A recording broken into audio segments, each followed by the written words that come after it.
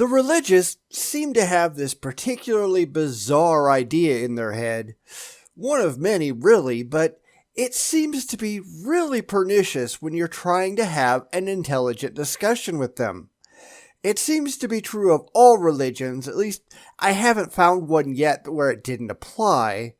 So I wanted to spend a couple of minutes pointing out exactly what this problem is and why it simply doesn't work for them, at least not if they want to pretend to be rational in any way, shape, or form. So stick around. We're going to get into the religious mindset coming up next.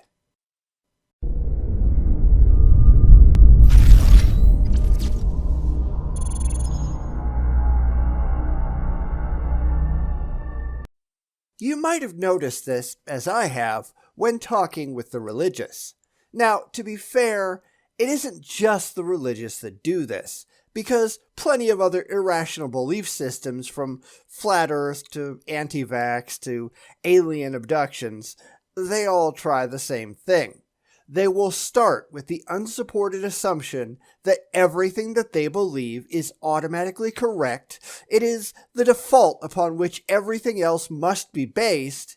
They have no reason whatsoever to support it or defend it. They're simply on the side of the angels, while everybody else is automatically wrong just because they disagree. Does that sound familiar? Because it sure is everywhere. But here's a little secret for you people. You are not automatically right until someone proves otherwise. The burden of proof is entirely on your shoulders to show that the things that you believe are factually correct. I wonder why they never take that responsibility on themselves. Let's talk about it. Well, we actually know why they do it, don't we? It's because they are operating from an emotional standpoint where they have convinced themselves that their beliefs must be true because it's necessary for their particular self-image to be maintained. And that's an important concept to understand, not just about the religious, but about everyone, because it lets us see exactly why they get so many things so terribly, terribly wrong. Self-image is the mental picture that everyone has that depicts their place in the world, both as objectively determined and as subjectively decided by the individual. Self-image is difficult to change once it has been sufficiently established, which is why the religious are so difficult to convince that they have it all wrong. Many, perhaps most of them, became religious as young children before they had the capacity for rational thought. They believed because people that they trusted told them to. It became ingrained in them to accept these things as gospel truth because, if they doubted, then they were accepting that the people that they really trusted, well, they just might not be as trustworthy as they previously thought. Therefore, right off the bat, they form a view of the world consistent with religious beliefs, where there is a god or perhaps gods everywhere. Evil demons and spirits are just out to get you. There's a heaven of some sort after you die, or a hell if you don't believe and do exactly what you're supposed to do. Once these ideas get ingrained in a young mind, it is terribly difficult to root them out, because that's how reality is defined for that individual.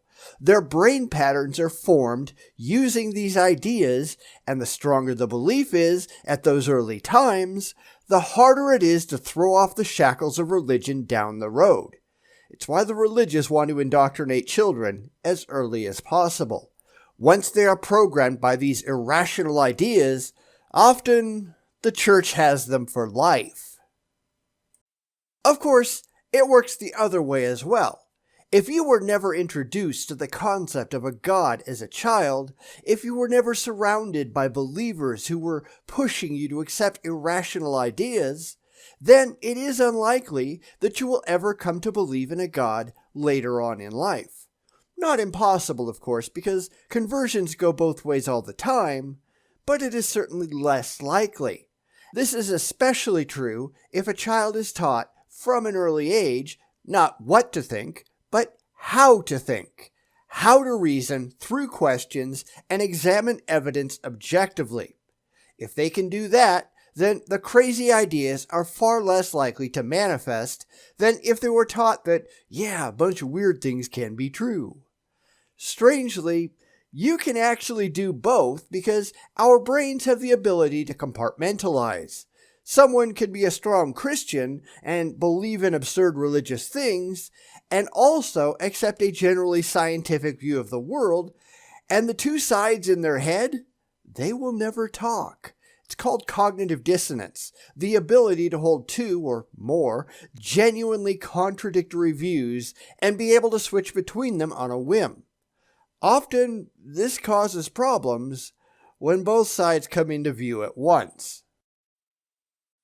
When people begin to suffer from cognitive dissonance, when they are forced to recognize that inherent disagreement between their various beliefs, they will become uncomfortable and will go to extreme lengths to either ignore or rationalize the problem in their heads. It's why we see the religious getting upset when they're backed into a corner and forced to acknowledge problems with their religious beliefs. They lash out, they attack, rather than step back and recognize that they've got a problem. It's a self-defense mechanism. They would rather maintain an emotionally comforting false belief than reject that belief in favor of something objectively defensible in the real world. And that brings us back to the question at hand, because they are absolutely internally convinced that they have to be right. Because if they dared to even consider the possibility that they were wrong, they would explode into a failure of self-concept, and they can't have that. So, according to them, they are automatically correct in everything that they believe, and the only way to have a debate with someone whose opinions differ is to demand that the other person has to prove them wrong. They don't have to prove themselves right. In fact, most of the time, it simply isn't possible. They didn't come to these beliefs rationally. They have no evidence that they can present. It's all emotional and not at all intellectual. Therefore, they can't defend themselves or their positions, which are, if you remember, right no matter what. So they just shift the burden of proof to the other guy and say that the only way to have a discussion is to prove that they are wrong. Now, that's not to say that atheists or anybody else are perfect, because we're certainly not. But by and large, at least in my experience, we've come to our positions based on the evidence, based on things that we can demonstrate to be true, based on logic and reason. And that's not things that actually function in the religious mindset. They don't think that way.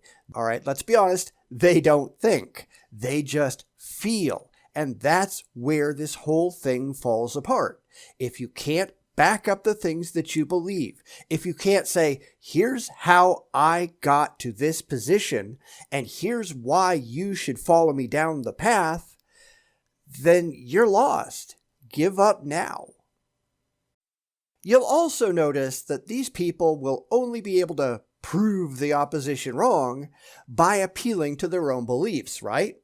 Islam is wrong, not because they have any evidence that it is, but it must be wrong because it disagrees with Christianity.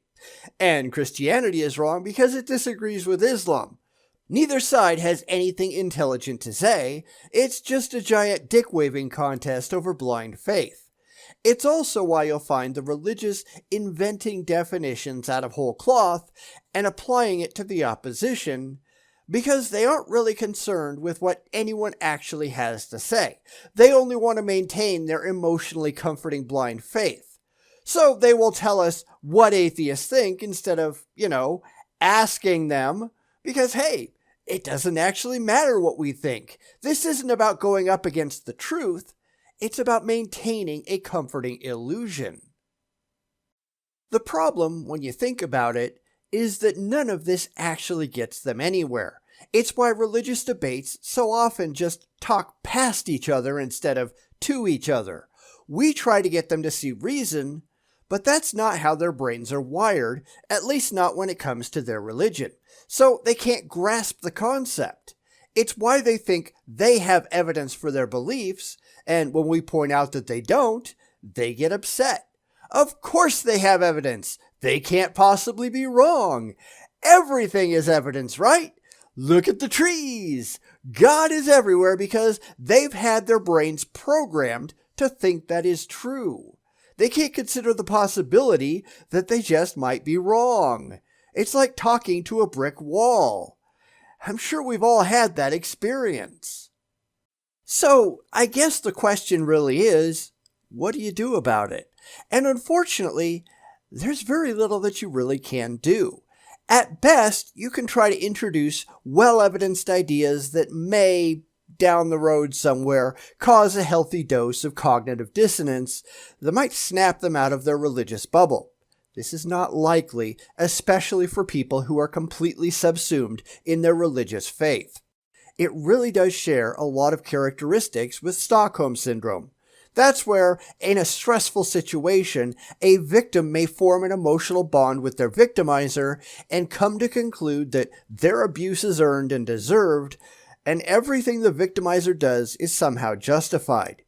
It again is a defense mechanism, a way to get away from an emotionally uncomfortable situation by recasting it as the new normal. It's why I say that religion is a mind poison.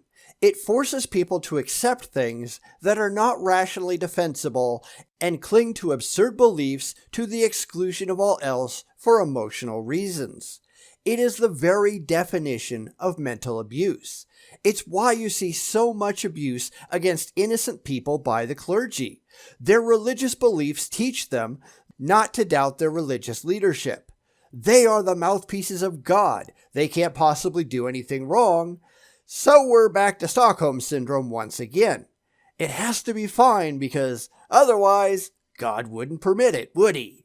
If anyone thinks that's a legitimate excuse, I invite you to respond in the comments so you can get the intellectual drubbing you so desperately deserve. This is not acceptable, yet it happens all the time. It's why organized religion is such a horror show. So, what do you think? Do you disagree with anything I had to say? Let me know in the comments. This is why the religious are the way that they are. They are sick. They have mental problems. They have been victimized by their religious beliefs. We can feel sorry for them, and we should, but we need to recognize that there is something severely wrong with them as well.